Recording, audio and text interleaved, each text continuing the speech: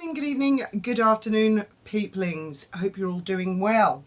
Right, I'm going to get straight into it, not beat about the bush. I want to talk theoretically, hypothetically, in the event of a divorce between Harry and Meghan. Now, I'm not suggesting they are going to get divorced, but let's talk about the ifs and whys and what might happen. Now, I know there's always been a lot of discussion about exactly which court would have precedence. Now, I seem to recall Lady C saying it would be London. I don't know about that. I'm not I've never been divorced. I'm not a specialist in divorce law at all. But I was thinking more along the lines of the titles. Now, it's not inconceivable, and I think it would be an option for Harry if he wanted to. Let's say it was an acrimonious divorce. He could potentially either put his titles into abeyance, or he might even hand back the dukedom as it was a wedding gift, and he might feel, we're not married anymore. So that's a possibility.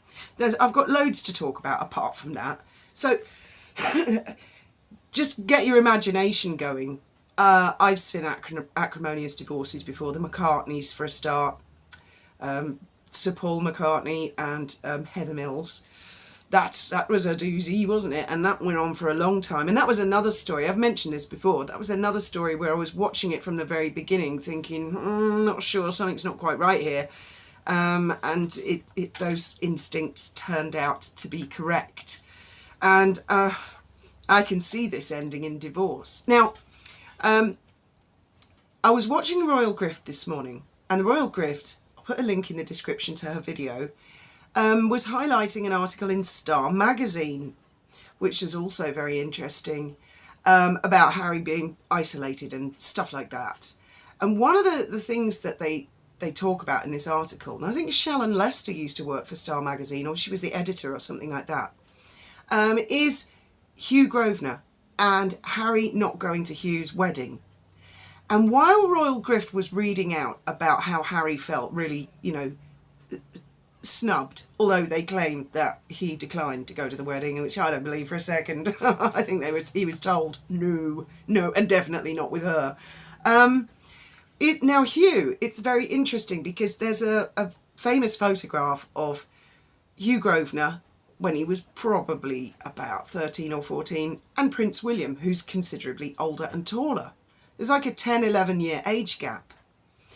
And while Royal Grift was reading out this article, I've often thought, I can just imagine Harry and William kind of feeling like, oh, do we have to hang out with Hugh because he was a little kid? You know how teenagers of that age, 17, 18, 19 years old, don't necessarily want to hang out with an 11-year-old, 12-year-old. But on reflection, and while this article was going on, it gave the impression that Harry was actually a lot friendlier with Hugh than William. And I can well imagine that because firstly, there's less of an age gap, but also, can you imagine a scenario where someone, perhaps Charles said, can you entertain Hugh? Don't let Hugh feel left out. And William might want to go off to the pub with his friends. I mean, I'm not saying this has happened, but I can imagine this. And William saying to Harry, can you hang out with Hugh? And Harry going, no, I want to come with you to the pub. And William going, well, why don't you play GTA on PlayStation with Hugh? Now, that would be right up Harry's street. So I can imagine that Harry would have been really a lot friendlier with Hugh than William, a lot closer to him because of Harry's interest, shall we say, in PlayStation and gaming. And so, yeah, that must have been a double stinger, mustn't it, for him not to go to that wedding. And the article's all about how Harry has become isolated, which, I mean, I distinctly remember Shallon Lester doing a video about 3 years ago where she basically said, this is what's going to happen to Harry. Not that it had even happened at that point. She said Meghan will isolate him from his family, from his friends, because once a person is isolated, and Princess Diana actually said this, if you isolate a person, you can very easily dismantle that personality. There's no better way to dismantle a personality than to isolate it. So I remember Shallon saying that, and Shallon working her Star magazine, and making some very interesting points at that. I might try and dig that old video out and put a link in the description, because it's really interesting to watch now in hindsight.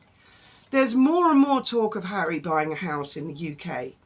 This Tom Quinn, I'm getting the impression that maybe Tom Quinn is more PR for Harry than Meghan, because it does seem that he is the one going on a lot about how Harry wants a house, to buy a house in the UK.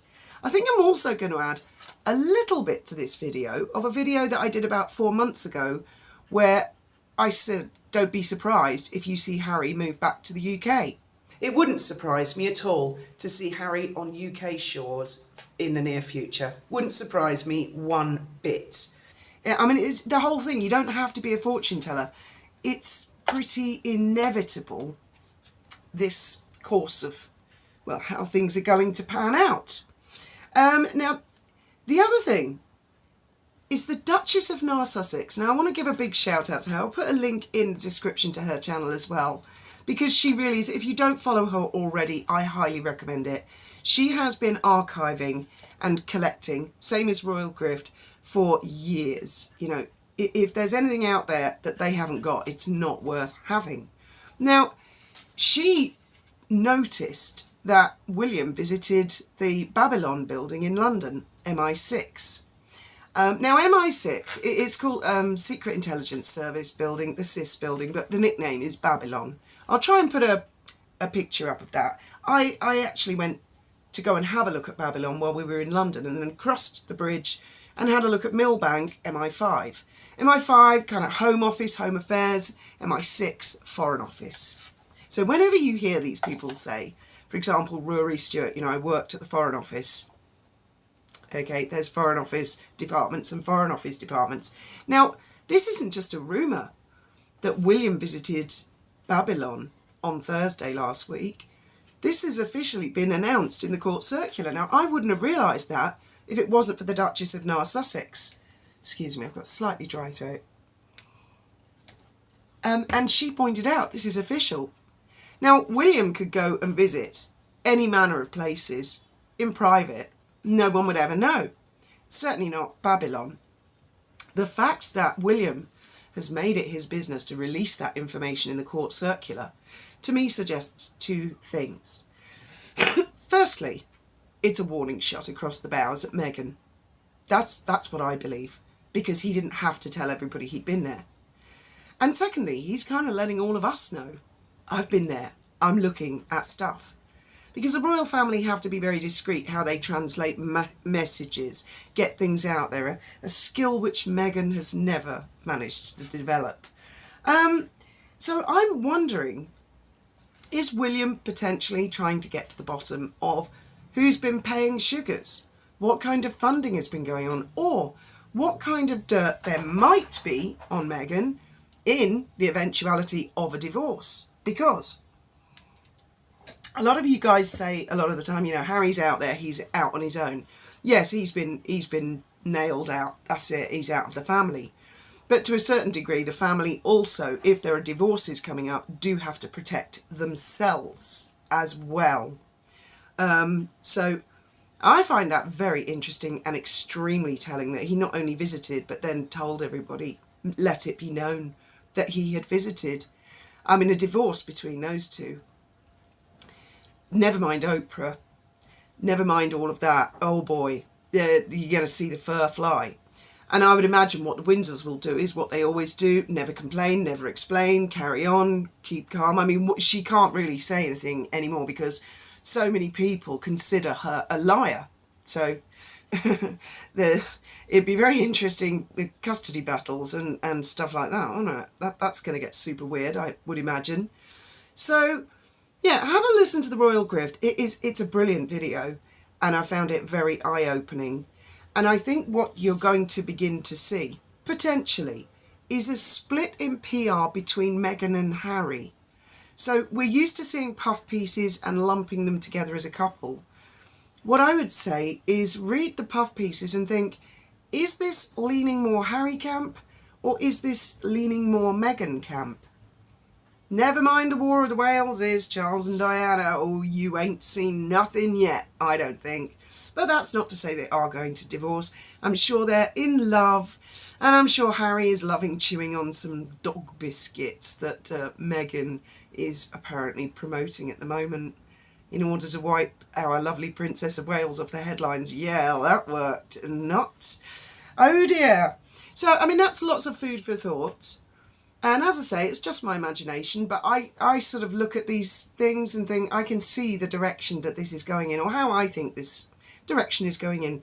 Love to hear your thoughts and opinions on the subject, of which I'm sure you have many. Thank you very much for listening.